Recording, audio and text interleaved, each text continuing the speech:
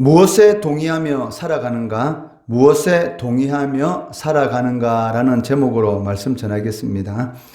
6월절이 다가오는데 그 대제사장들과 이 서기관들은 그 예수님을 어떻게 죽일지 궁리하고 있는 그러한 모습을 오늘 본문 말씀에서 우리가 확인할 수가 있습니다.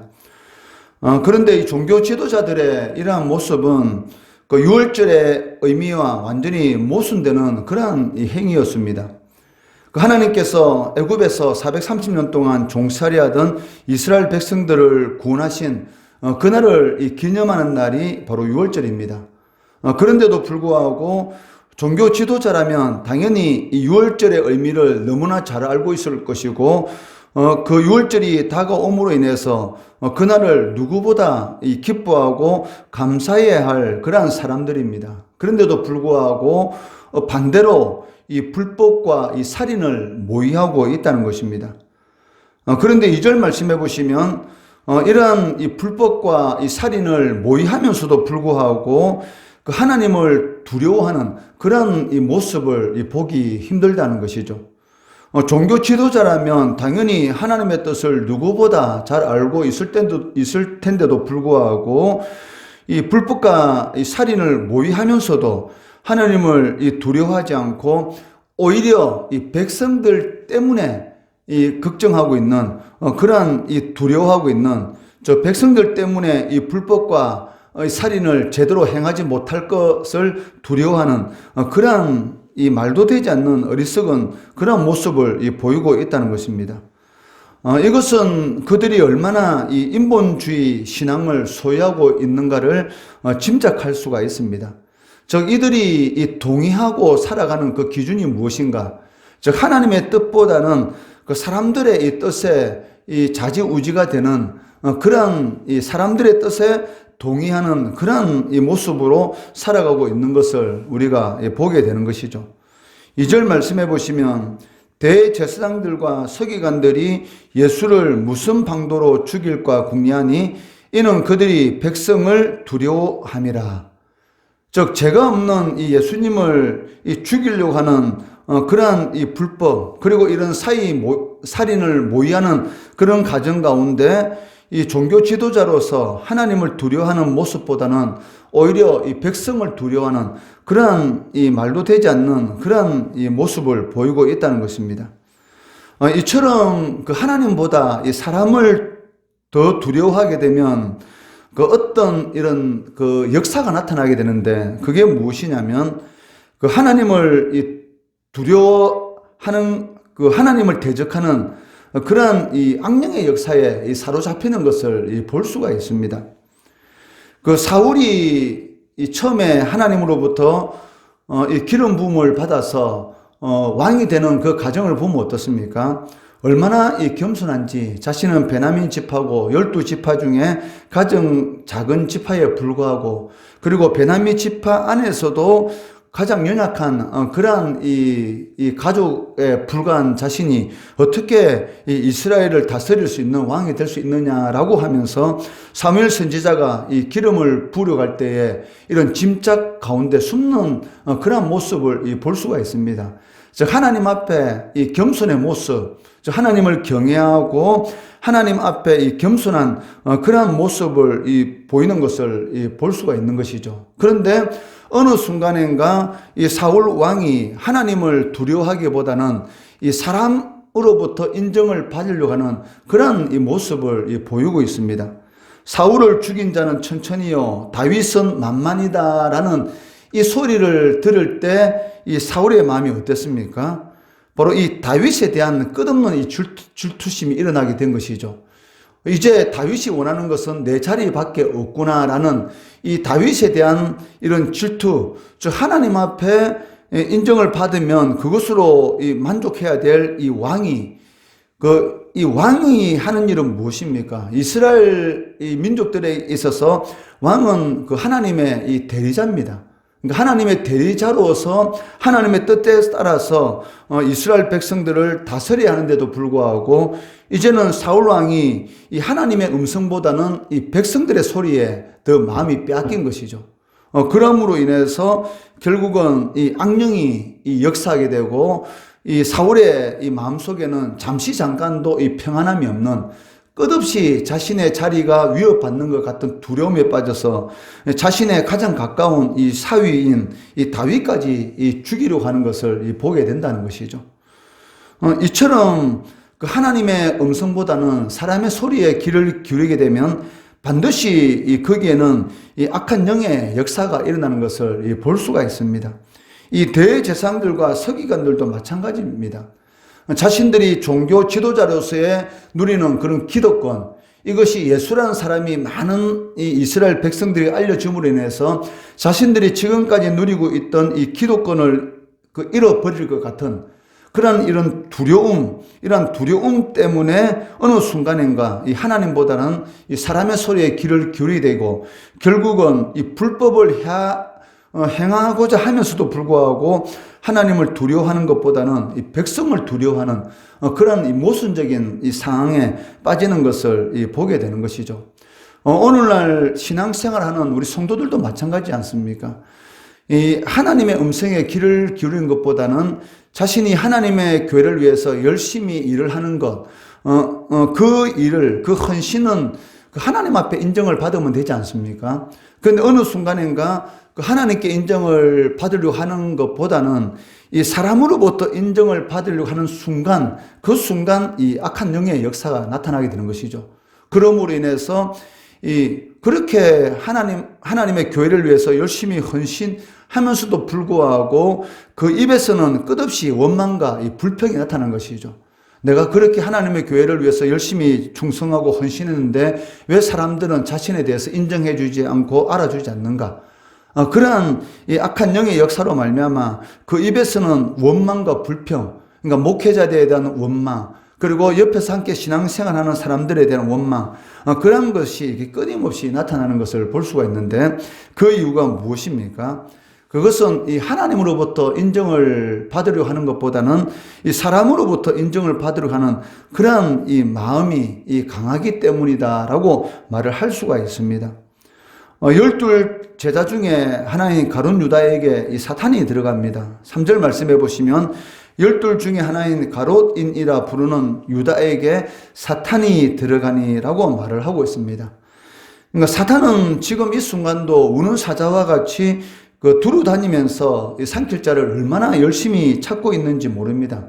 잠시라도 이 틈만 보이면 이 사람들을 미혹해서 그 하나님의 뜻대로 살지 못하도록, 즉 하나님 앞에 인정받는 것보다는 그 사람으로부터 인정을 받도록 끊임없이 우리의 마음을 미혹하고 있다는 것이죠.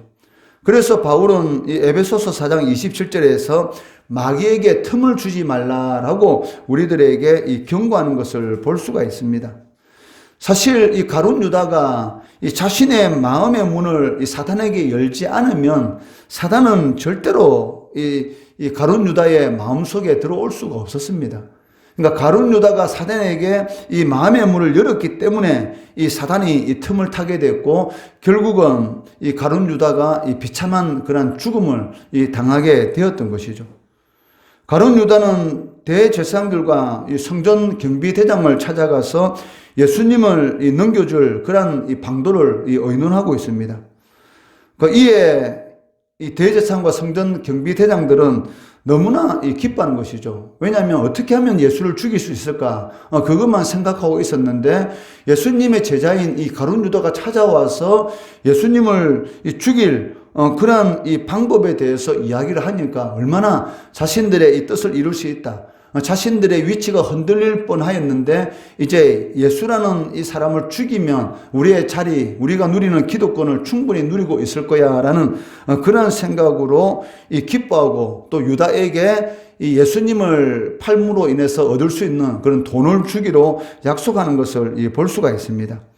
그러니까 4절 5절 이 말씀해 보시면, 이에 유다가 대제사장들과 성전 경비대장들에게 가서 예수를 넘겨줄 이 방도를 의논하며 그들이 기뻐하여 돈을 주기로 언약하는지다 라고 말씀하고 있습니다. 이 4절 5절 말씀해 보시면 그들이 기뻐하여, 그러니까 자신이 이 종교 지도자들의 입장에서는 예수 때문에 흔들릴 수 있는 자신의 기도권. 왜? 많은 사람들이 예수를 따르기 때문에 이 종교 지도자들은 자신인데 자신들을 쳐다봐야죠. 그런데 어느 순간인가 자신들을 쳐다보는 이 백성들의 눈이 그 예수께로 옮겨가게 되었다는 것입니다. 이것은 우리도 마찬가지지 않습니까? 많은 사람들이 나를 인정하고 나를 쳐다봐야 되는데 나를 쳐다보는 눈이 다른 사람에게 돌아가게 되면 그때부터 왠지 모르는 이런 서운함이 들고 또 왠지 모르는 그러한 이 마음의 불편함들, 그것이 이제 질투가 되고 그로 인해서 괜히 이 입에서 자꾸 이 좋지 않은 그런 이 말, 하나님을 보시기 합당하지 않는 그러한 말만 나오는 것을 볼 수가 있는데, 그러니까 오늘 이 4절 5절 말씀에 보면은 그러니까 세상적인 이런 약속에 대해서 기뻐하는 것을 보게 되는 것이죠. 그러니까 사탄이 틈타게 되면 나타나는 이 증상이 무엇이냐면, 일단 이 세상적인 것에 대해서 마음을 빼앗기고 세상적인 것에 대해서 더 기쁨을 추구하는 그런 일이 이렇게 나타나게 된다는 것입니다. 그러니까 자신이 성령이 충만할 때, 그러니까 하나님의 은혜가 충만할 때는 이 하나님의 말씀, 그러니까 하나님이 기뻐하는 그러한 이런 행위를 통해서 이 즐거움을 누리는데, 그러니까 세상적인 것에 어느 순간인가 그 악한 영들이 틈타게 되면 그 하나님의 일로서 기쁨을 누리는 것보다는 그 세상적인 이런 것들을 통해서 그들이 기뻐하여 저 기쁨을 누리게 된다는 것이죠. 이처럼 그 하나님과의 이 약속을 버리게 되면 그 세상에 대한 이런 헛된 그런 약속들로 인해서 기뻐하고 거기에서 소망을 찾으려고 하는 것을 볼 수가 있습니다. 우리가 처음에 예수를 믿는 사람들의 이 모습을 보면 어떻습니까? 이 사소한 것에 대해서도 즐거워하고 기뻐하는 것을 볼 수가 있어요. 어떻게 하든지 예배의 자리에 참여하게 되고, 그리고 이 사람을 만날 때마다 예수 이야기합니다. 그리고 하나님의 말씀에 대한 그런 이야기를 나눌 수 있는 것을 볼 수가 있습니다. 그런데 이 시간이 흐르면서 자신의 이 영적인 이 신앙의 관리를 잘못하게 되면 어느 순간인가 이 은혜가 떨어지는 것이죠. 그러다 보면 이 입에서 나오는 말들이 무슨 말입니까? 이 모이면은 그 예수 이야기, 그리고 하나님께서 자신에게 베풀어 주신 그 은혜 이야기하는 것보다는 이제 세상적인 이야기를 자꾸 하게 되는 것이죠. 자신의 자녀에 대한 자랑, 그리고 자신이 어떻게 해서 이 돈을 벌었다는 그런 세상적인 그런 이야기로 자꾸 이렇게 흘러가는 것을 볼 수가 있다는 것이죠. 그게 왜 그러냐면, 그러니까 은혜가 떨어진 것이죠. 그러니까 은혜가 떨어지게 되면 이 세상적인 것, 오늘 이 4절 5절 말씀해 보시면, 그러니까 예수를 넘겨줄 그런 방도, 이런 불법을 행함으로 인해서 생길 수 있는 그 돈, 그리고 기도권을 누릴 수 있는 것, 여기에 대해서 이 기뻐하는 것을 볼 수가 있습니다. 그러니까 하나님과의 약속은 팽개쳐지는 것이고, 세상으로부터 오는 그런 헛된 이런 약속에 대해서 이런 기뻐하게 되는 것을 볼 수가 있다는 것이죠. 그렇지만 가룟 유다가 어떻게 되었습니까? 이들이 예수를 팔게 되면 그 돈을 주겠다라고 한 그 돈, 사실은 그 돈을 가룟 유다가 사용하지 하나도 못했습니다. 예수를 팔고 나서 돈은 받았지만 결국 돈을 받고 난 이후에 생각해 보니까 자신이 너무나 잘못한 것 같은 그런 생각이 들어서 결국은 그 돈을 다시 돌려주고 스스로 목숨을 끌고 이게 비참한 죽음을 이렇게 인생의 결말을 이렇게 당하게 되었던 것이죠. 그러니까 세상으로부터 오는 이런 헛된 약속들은 사실은 나를 행복하게 해줄 것 같지만 실질적으로는 전혀 행복하게 해주지 못하는 것을 우리는 이 가룟 유다의 이런 모습을 통해서 우리는 알 수가 있다는 것입니다. 그렇기 때문에 성도는 이 영원한 생명을 주시는 그런 하나님의 약속을 붙잡고 살아가야 되는 것이지, 세상에 이 잠시 있다가 없어지는 그런 헛된 약속에 기뻐하는 그런 삶을 살아가면 안 된다는 것입니다. 가룟 유다는 예수를 넘겨줄 그런 기회를 찾고 있습니다. 6절 말씀해 보시면, 유다가 허락하고 예수를 무리가 없을 때에 넘겨줄 기회를 찾더라라고 말씀하고 있습니다. 유다의 배신에 대해서 이 사탄을 탓할 수가 없죠. 사단이 이 유다의 마음에 들어감으로 인해서 예수를 팔려는 그런 생각을 이렇게 집어넣는데, 그러면 가룟 유다가 무슨 잘못이 있느냐? 이 사탄에 미혹되어서 가룟 유다가 예수를 팔았지 않느냐라고 하면서 이 사탄을 탓할 수도 있을 것입니다. 그렇지만 이 가룟 유다가 자신의 마음의 문을 열지 않았다면, 자신의 이 자유의지로서 예수를 팔려고 하는 그런 것에 동의하지 않았다면 절대로 사탄에 틈탈 수가 없습니다. 즉, 자신이 예수를 팔려고 하는 것에 대해서 이 자신의 의지로 이 동의하였기 때문에 사탄에 틈타게 된 것이고, 결국은 이 비참한 인생의 결말을 당할 수밖에 없었다는 것입니다. 아담과 하와가 이 선악과를 먹은 것을 이 뱀의 탓으로 돌릴 수가 있습니까? 아니죠. 그러니까 하나님께서 인간에게 주신 가장 이 좋은 선물 중에 하나가 무엇이냐면 이 자유의지입니다. 하나님께서 인간을 창조하실 때 로봇같이 어떤 프로그램을 입력해서 그대로 행하도록 사람을 창조하신 것이 아니고, 인격적인 존재, 즉 하나님과 교제할 수 있는 그런 인격적인 존재로 인간을 창조하셨습니다. 그리고 그런 인간들에게 이 자유의지를 주었다는 것이죠. 즉 선택할 수 있는 그런 이런 은혜를 베풀어 주셨습니다. 그런데도 불구하고 이 자유의지, 선택할 수 있는 이러한 권리, 이 자유의지는 이 인간은 이 복음 안에서 있을 때만이 그것이 진정한 선물이 될 수가 있는 것이지, 제 아래 있게 되면, 이것을 이렇게 노예의지라고 이렇게 말을 하는데, 이 사단의 종, 그 마귀에게 이 붙들리게 되면 그때부터는 이게 자유의지가 아니라 이게 노예의지가 되는 것입니다. 즉 사단이 시키는 대로 할 수밖에 없는, 즉 사단은 이 세상 것을 추구하도록 만들잖아요. 왜? 이 세상 임금이다라고 이렇게 성경에 기록하는 것처럼 끊임없이 세상적인 것을 추구하고 결핍의 상태, 그러니까 세상적인 것은 이 만족감이 없는 것이죠. 목마르다고 바닷물을 마시면 어떻게 되겠습니까? 죽습니다. 그러니까 그렇게 많은 물이 있는데도 불구하고 바닷물은 이 목마름을 해소시킬 수가 없다는 것이죠. 그런데 사단은 끊임없이 세상적인 것으로 이 목마름을 해소시킬 수 있다라고 이 거짓의 아비로서 끊임없이 속이고 있는 것이죠. 그렇기 때문에 이 복음 안에 있을 때만이 이 자유의지를 가지고 우리 하나님이 기뻐하는 그런 삶을 살아갈 수 있는 것이지, 만약에 이 자유의지가 이 복음 안에 있지 않게 되면, 제 아래 있게 되면 그것은 이 노예의지가 되는 것이고 사단의 이 도구로 이 전락하게 된다는 것입니다. 대표적인 사람이 바로 이 가룟 유다였습니다. 그러니까 마귀가 이 가룟 유다의 마음에 들어가니까 그 다음부터는 어떻게 됩니까? 이 노예의지가 이 사단이 시키는 대로 할 수밖에 없는 그런 이런 비참한 그런 지경에 떨어지는 것을 볼 수가 있는 것이죠. 유월절 양을 잡을 이 무교절이 이르렀고, 예수님은 이 베드로와 요한을 보내셔서 유월절 식사를 준비하게 하십니다. 그 7절, 8절 말씀해 보시면, 유월절 양을 잡을 무교절 날이 이른지라 예수께서 베드로와 요한을 보내시며 이르시되 가서 우리를 위하여 유월절을 준비하여 우리로 먹게 하라라고 말씀하고 있습니다. 예수님은 자신이 이 유월절에 십자가에 죽으실 하나님의 어린 양이라는 것을 알고 있었습니다. 그리고 예수님께서 이 땅에 오신 목적도 그 십자가에서 죽는 것이었습니다. 이것을 너무나 잘 알고 있었기 때문에 이 마지막 만찬을 통해서 예수님이 이 땅에 오신 목적이 무엇인가, 거기에 대해서 이 제자들에게 가르치시는 것이죠.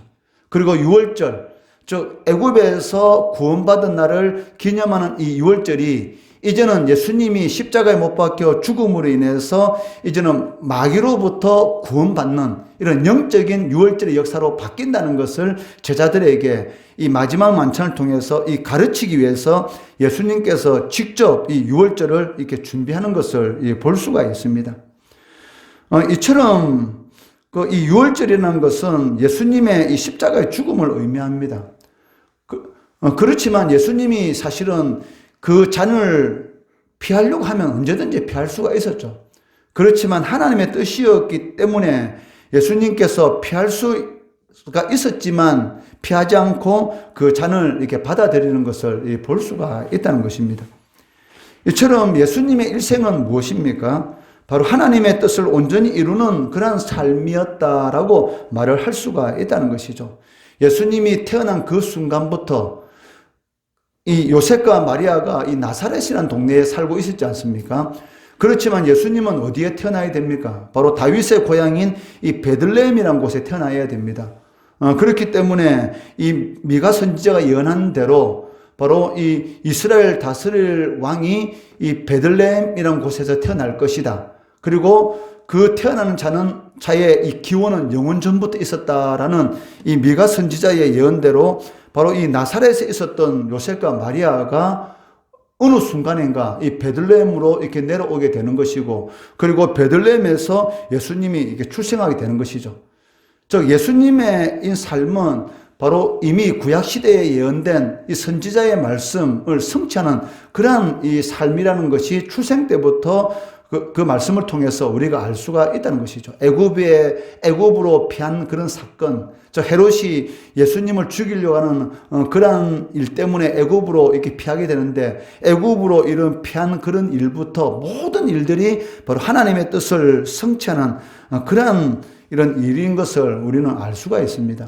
그러니까 예수님의 최우선 순위는 무엇이냐면 그 하나님의 뜻을 온전히 이루는 것이죠. 이것은 그리스도께 속한 성도들도 마찬가지입니다. 그리스도인이라면 누구든지 예수님처럼 그 하나님의 뜻을 이루는 것이 그 인생의 삶의 최우선 순위가 되어야 하는 것이죠. 그것이 가장 성도들에게 있어서 가장 행복한 삶을 살 수 있는 그런 길입니다. 전자제품을 사게 되면 이 사용 설명서를 주게 됩니다. 그 사용 설명서를 잘 봐야지만이 그 전자제품을 100% 잘 사용할 수가 있고 또 고장나지 않도록 사용할 수가 있는 것이죠. 하나님께서 인간이 가장 행복하게 살 수 있는 사용 설명서를 주셨습니다. 그게 무엇입니까? 바로 성경 66권입니다. 그 성경 말씀대로 살 때만이 인간이 가장 행복하게 살 수 있습니다. 그런데도 불구하고 사탄은 끊임없이 믿지 않는 자들에게 이 노예 의지를 심어주는 것이죠. 내 말에 순종해야지만이 너희들은 행복하게 살 수 있다.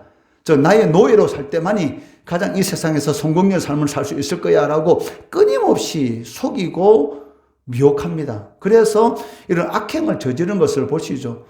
오늘날 이 매스컴을 통해서 얼마나 악한 일이 많습니까? 대낮에, 그것도 강남 한복판에서 40대 여인을 그렇게 무참하게 죽이는 그런 사건들이 일어나지 않습니까? 무엇 때문에? 돈 때문에.